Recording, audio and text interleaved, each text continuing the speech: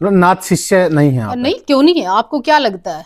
पूछना चाह रहे हैं असली और नकली में फर्क दिखाने के लिए साध्वी देवा ठाकुर को थोड़ी बताना पड़ेगा आपको। भाई कितने वैसे? 2 ब्रदर हैं मेरे। पर कोई फोर्स नहीं था कि आप बाबा बनिए, ना मेरे ऊपर कोई फोर्स था कि आपने इधर ही ये सब करना, ना ये फोर्स था कि आपको जबरदस्ती हम शादी करके भेज देंगे, क्योंकि नमस्कार साथियों, मैं हूं आपका होस्ट कुलदीप सिंह पुनिया और मैं लेकर चलता हूं आपको धार्मिक दुनिया।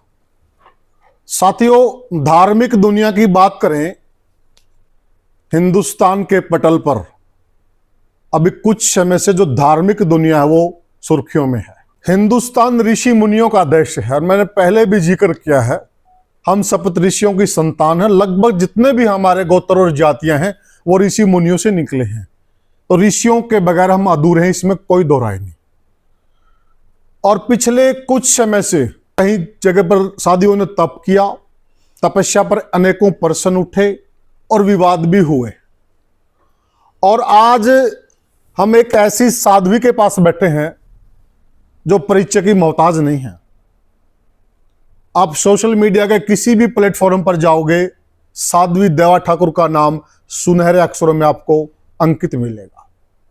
और आज उन्हीं से रूबरू करवाएंगे आपको कि आखिर देवा ठाकुर है कौन।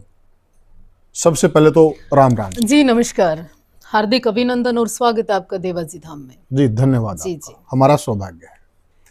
देवा जी, हम जानना चाहते हैं, हमारे दर्शक भी जानना चाहते हैं कि जो देवा ठाकुर हैं आखिर वो किस पृष्ठभूमि से आते हैं। सर्वप्रथम आपने अगर परिचय की बात की, साध्वी देवा ठाकुर इसी गांव में पैदा हुई। मेरा सौभाग्य है कि मैं एक राजपूत क्षत्रिय जाति में पैदा हुई और बचपन से ये पैतृक संपत्ति में ही देवाजी धाम बनाकर, जब आयु मेरी 7 वर्ष की थी तब से लेके आज तक मैं कार्य कर रही हूँ। अच्छा जी, ये भगवा की लगन कैसे लगी? मैं मात्र 7 वर्ष की थी और हमारे यहाँ कोई परंपरागत ना कोई संत था जी, ना कोई गुरु था, ना कोई सन्यासी थे, ना कुछ। राजपूत परिवार में होने के नाते हमारे यहाँ भवानी पूजा होती है, हमारे यहाँ दुर्गा पूजा होती है, हमारे यहाँ संतों का सम्मान होता है, हमारे ही यहाँ ब्राह्मणों को पूजा जाता है। ऐसी परंपरा हमारे घर में बचपन से रही है। वो सारी चीजें हम देखते थे। लेकिन मात्र 7 वर्ष की आयु में देवी की ऐसी कृपा हमारे ऊपर हुई कि हमें लगता था कि ये कुछ अलग मार्ग है जो हमें बार बार प्रेरित कर रहा है। कोई अलग एक आवाज है जो अंदर से आती है कि मुझे ये सामान्य जीवन नहीं जीना, मुझे कुछ और करना है। जब भी मैं इस कलर को देखती थी तो मुझे अंदर से ऐसा लगता था कि कोई बुलाता है, अंदर से ऐसा लगता था कि इसको जरूरत है। मात्र 7 वर्ष की आयु में कौन सुनता हमारी बात। ये केसरिया कलर है। ये हमारे इतिहास से भी जुड़ा हुआ है, हमारी वीरता से भी लेकिन जुड़ा हुआ। उस आयु में हमारी बात कौन सुनता तो कौन मानता तो इस ऐसे परिवार में हमने जन्म लिया, कौन हमें आजादी देता, कौन हमारे लिए मठ मंदिर या ऐसी व्यवस्था करता। तो उस दौर से साध्वी देवा ठाकुर गुजरी है। और जब मात्र 10 वर्ष की थी तब तो हमने अपनी ही जमीन में, मेरे अपने पिताजी ने ये 1.25 एकड़ जमीन मेरे नाम कर दी थी और उसमें ही हमने देवी का मंदिर बनाया। बहुत अच्छा जी। तो देखिए, मैं अच्छे से समझता हूँ और दुनिया भी समझती है, और आपने तो सब झेला है। एक लड़की का वैराग्य में आना, भगवा में आना बहुत चुनौतीपूर्ण होता है। हरियाणा के अंदर आना, क्योंकि ये रूढ़िवादिता की चरम सीमा होती है हरियाणा के अंदर। माफी चाहूंगा, मैं, बड़ा कड़वी बात है परंतु सच्चाई है। देवा ठाकुर को बहुत मुश्किलों का सामना करना पड़ा। घर वालों को मनाना, परिवार को मनाना, उनको समझाना तो बहुत मुश्किल रहा होगा।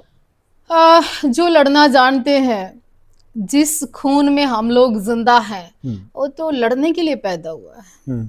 उसने लड़ाइयां लड़ी है, चाहे इतिहास उठा के देखो, संस्कृति के लिए लड़े हम, इतिहास के लिए लड़े हम, समाज के लिए लड़े हम, और इस देश के लिए लड़े हम।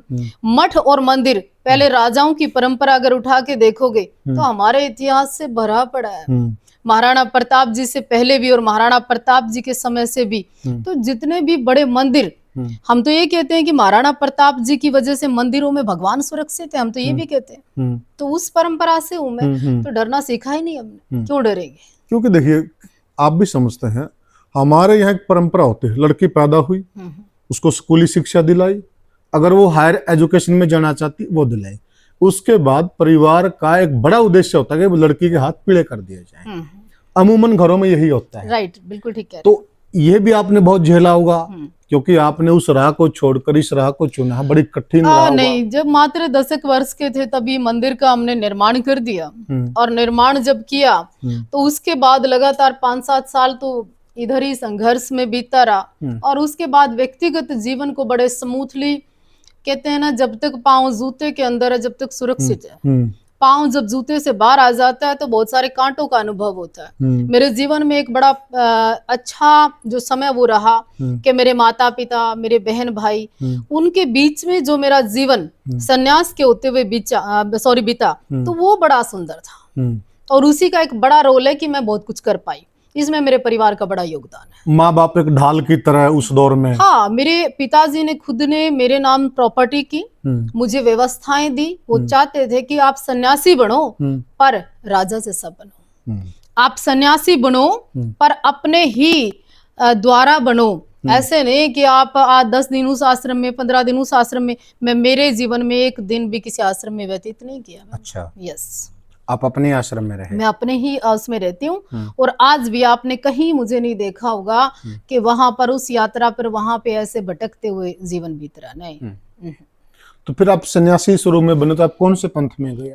पंथ की तो मैं देवी उपासक हूँ और देवी आराधना करती हूँ। और आज भी मैं देवी उपासक हूँ, इससे ज्यादा मैं कुछ बात ही नहीं करती हूँ। अच्छा। हाँ, हमारे यहाँ आज भी अनुष्ठान होते हैं, हवन होते हैं, पूजा पाठ होते हैं। और देवी की ही यहाँ कृपा है कि यहाँ हजारों आदमी आते हैं हमारे पास। जैसे हमारे यहाँ पंथ होते हैं, गिरी समाज है, पुरी समाज है, नाथ समाज है। मैं सभी अखाड़ों का, सभी द्वारों का, सभी संतों का, सभी सन्यासियों का, सभी नाथों का, सभी संप्रदायों का सम्मान करती हूँ। पर मैं उन सबको एक बात कहना चाहती हूँ कि खाली एसी में और खाली बड़े बड़े मठों में और कई कई हजार एकड़ की जमीन के ऊपर बैठना ही केवल मात्र संत नहीं है महाराज जी। आप देखिए संस्कृति तो लुप्त हो रही है। आप देखिए इसी से बाहर आके कि आज कोई संत, सन्यासी, युवा, जो विचार, जिस आर्य समाज की हम बात करते हैं, सभी तो कहाँ जा रहे हैं। तो इसलिए मैं किसी का नाम ना लेकर बस मैं आराधना करती हूँ और अपने ढंग से जीती हूँ। हमारे समाज के अंदर ये माना जाता है कुंडलधारी है वो नाथ हैं, और जो कुंडल नहीं है वो गिरियापुरी है। आज कई सपेरे भी कुंडल धारण कर लेते हैं, वो नाथ संप्रदाय से आते हैं। वो सुनिए, कालीफनाथ होते थे ना। सुनिए, और कई शाम को वो धोती कुर्ता तार के दारू पींदे भी पावे। उनका क्या करोगे आप? इलाज है कोई? बोला थोड़ी देर पहले 100 रुपए दे दे बाबा, बच्चा 100 रुपए दे दे, थोड़ी देर में हमारा सिगरेट के 2-3 सूटे। और कदे किसे कुछ और कदे कुछ मैं कहना नहीं चाहती, उन कैमरा उनका क्या कर लिया आपने? कुछ होया ना।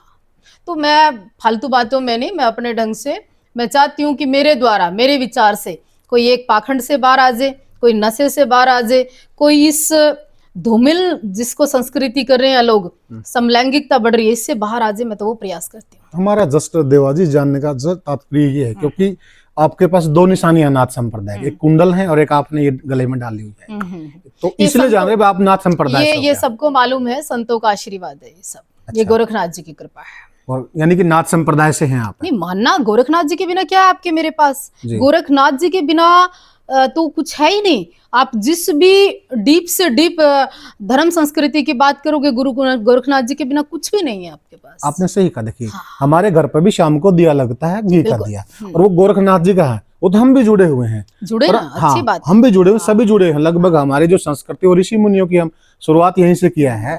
परंतु मेरा ये नाथ शिष्य हैं क्या? बिल्कुल किसी का प्रचार प्रसार करने का कोई उद्देश्य नहीं है जी। नाथ शिष्य नहीं है? नहीं, क्यों नहीं है? आपको क्या लगता है? पूछना चाह रहे हैं। असली और नकली में फर्क दिखाने के लिए साध्वी देवा ठाकुर को थोड़ी बताना पड़ेगा आपको। मेरा उद्देश्य इसलिए जानना चाहते हैं। उद्देश्य भी वही है मेरा जी। तो आप नाथ संप्रदाय से आते हैं, ये कह सकते हैं? मैं कह सकते हैं कि आप कहिए ना, कहने का दुनिया कहती है। आप अनुमति देंगे तभी कहेंगे। नहीं, हम क्यों देंगे? आप बोलेंगे। आपकी तो अनुमति लेनी पड़ेगी। हम बोलेंगे, देश बोलेगा। बस साध्वी देवा ठाकुर नाथ हम लगा सकते हैं। देखिए साध्वी देवा ठाकुर ना तो नाथ लगाती, ना साध्वी देवा ठाकुर आगे से योगी लगाती, ना योगनी लगाती, ना साध्वी देवा ठाकुर ने कभी किसी नाथ संप्रदाय के अखाड़े की जमीन पर कब्जा करना है, ना साध्वी देवा ठाकुर को जाकर कई ऐसे नशेड़ियों को आदेश करना है। साध्वी देवा ठाकुर गोरखनाथ जी में श्रद्धा रखती थी, रखती है, रखती रहेगी जी। परिवार की बात करें तो परिवार में मतलब कौन कौन है? मेरा परिवार आप हैं, मेरा परिवार संत जी बैठे हैं, मेरा परिवार सब है। नहीं, एक जिक्र किया आपने जैसे भी माता पिता भाई बहन हाँ, उन्होंने मेरा सेवा आप किया, उसी लिहाज से देश पूछ रहे के बड़े से बड़े संत सन्यासी या मानव जाति में जिसने जन्म लिया, माँ बाप के बिना तो आप हम आए हैं। हाँ नहीं। बिल्कुल उसी तो पिताजी अभी नहीं है, 2012 में वो चले गए थे। और भगवान उनकी आत्मा को माता जी शांति दे। हैं, भाई हैं हमारे, और सब लोग हैं, लेकिन मैं अलग से मंदिर बनाकर अलग से अपने ढंग में रहती हूँ, और ये सब लोग एज ए सेवक ही हमारा सम्मान करते हैं। भाई कितने वैसे? 2 ब्रदर हैं दो मेरे। brother। हाँ, छोटे बेटी बड़े हैं? उनकी जर्मन में है और दूसरा हमारे पास सामने, अच्छा, छोटे हैं आपसे? छोटे हैं हमसे, सब शादीशुदा हैं। दोनों छोटे हैं? हाँ, सबके बच्चे हैं, सब परिवार है, सब कुशल है कुशल है। जी। तो परिवार का जो बैकग्राउंड है वो किसानी से है या कारोबार से? नहीं नहीं, किसानी से हैं, और ये जो मंदिर है मठ की जमीन में बार बार कह रही हूँ, वो भी हमारा अपना है। अपना है। जी जी जी। परिवार मूल रूप से यहीं का रहने वाला यहीं से है, ब्रास के हैं, चौहान गोत्र से हैं, राजपूत परिवार से हूँ है? मैं। राजपूत परिवार जी से। जी। तो ये तो रहा साथियों साध्वी देवा ठाकुर का जो पारिवारिक बैकग्राउंड है, और साध्वी देवा ठाकुर ने बताया कि जो वैराग्य है वो इनको बचपन से था, और बचपन से इनकी उत्सुकता था कि हमने सामान्य जीवन नहीं जीना है, इसलिए इन्होंने भगवा चोले को मेरे अपनाया। ऊपर कोई फोर्स नहीं था कि आप बाबा बनिए, ना मेरे ऊपर कोई फोर्स था कि आपने इधर ही ये सब करना, ना ये फोर्स था कि आपको जबरदस्ती हम शादी करके भेज देंगे, क्योंकि साध्वी देवा ठाकुर गन कल्चर को बढ़ावा दे रही है, कौन कौन सा मैंने उरे प्रदर्शनी ला रखी है। और इस सिलसिले में आप पर एक आरोप भी पत्रकार लगा था। महोदय, बताओ कौन सी प्रदर्शनी लग रही हो रहा है? AK-47 की, याडा हरियाणा की लॉरेंस बिश्नोई मान लिया आपने में, वो फलाना एक शादी में आप गए, वहां पर आपके साथ आप लोग थे, वहां पर गोलियां चलाई। कोर्ट माननीय अदालत जिस विषय को बरी कर दे, माननीय अदालत जिसको सम्मान सहित यूं कह दे ना, ये चीजें ऐसे हैं जो विषय कोर्ट के हो, मैं और आप उससे ऊपर नहीं हो सकते। बिल्कुल सही बात है। उसको आप या दुनिया का कोई भी व्यक्ति ये नहीं कह सकता। तो मैं माननीय कोर्ट का सम्मान करती हूँ, जो विषय कोर्ट के हैं वो कोर्ट जानती है। मैं और आप नहीं, गन कल्चर, शस्त्र और शास्त्र दोनों का ज्ञान होना चाहिए आप नॉर्मल, जरूरी है। इसलिए मतलब आप उसको ना ना, और? मैंने तो कहा ही नहीं, प्रदर्शनी लाई ही नहीं, मैं तो कहूँ अपने बच्चा ने तलवार होनी चाहिए आपके घर में, कोई हमला हो गया तो क्या करोगे? और उस तलवार का लाइसेंस केवल सिखों को नहीं, अपने तो किसानी के औजार सारे हथियार नहीं हैं। सुनिए ना, वो तलवार का रखने का केवल मात्र सिखों को नहीं, हर हिंदू को भी होना चाहिए। ये मांग है आपकी? मांग के होने चाहिए, हमारी तो संस्कृति में रही। महाराणा प्रताप जी ने 2 तलवार रखी, एक भी नहीं, उसी के खून से आते हैं, राइट है हमारा वो। राइट। हाँ।